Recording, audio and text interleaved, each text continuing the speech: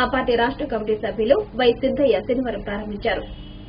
ముందుగా భవనం ఆవరణంలో పార్టీ జెండాను ఆయన ఆవిష్కరించారు. అనంతరం జరిగిన సభలో ఆయన ప్రసంగించారు. ప్రజా సమస్యలపై పోరాటాలు చేసేది ఒక్క కమ్యూనిస్టేనని ఆయన పేర్కొన్నారు.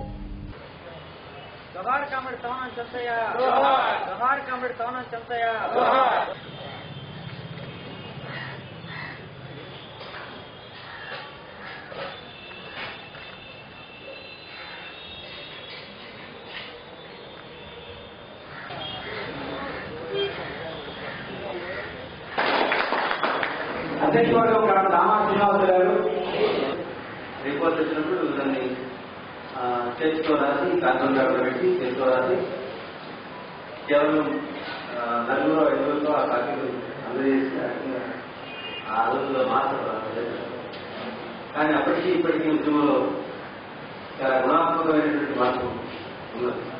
ఇప్పుడు భౌతికంగా కనిపించేటువంటి మీ అందరూ ప్రార్థించాం పరిచయం మహాసభ ఎప్పుడో ప్రారంభమైంది.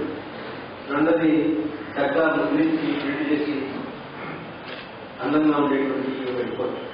దీని లోపల విషయాలు కూడా అంతే సారాంశంతో ఉంటాయని అభిప్రాయపడుతున్నారు. మన ఉద్యోగం మీద ప్రభావాన్ని, ఉత్సాహాన్ని, నిరుత్సాహాన్ని సరిగ్గా అనేక పద్ధతుల్లో తగ్గించేటువంటి అవకాశాలన్నీ మనకు ఉన్నాయి. ఇవాళ ఉన్నటువంటి పరిస్థితుల్లో మనం గమనంలో చూసుకుంటే ప్రపంచవ్యాప్తంగా మనం ఎలా ఉన్నాం, మనము అంటే సంస్కృతాన్ని కాల్పించేవాడు. సమాజం మారాలి.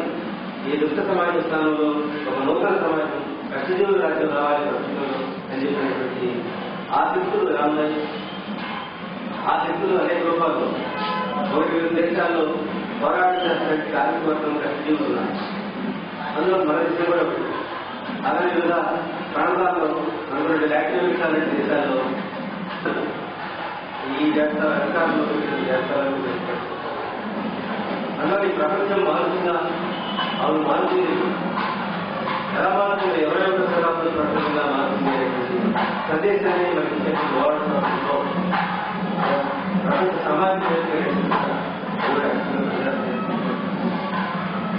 అలాగే మరియు సంస్కృతాన్ని సాధించి దాన్ని నిర్వహిస్తూ దానిలో ఉన్నటువంటి అనేక ప్రయోగాలు ఎక్కువ సాగుతున్నటువంటి సంస్కృతి దేశాలు ఆ దేశాల్లో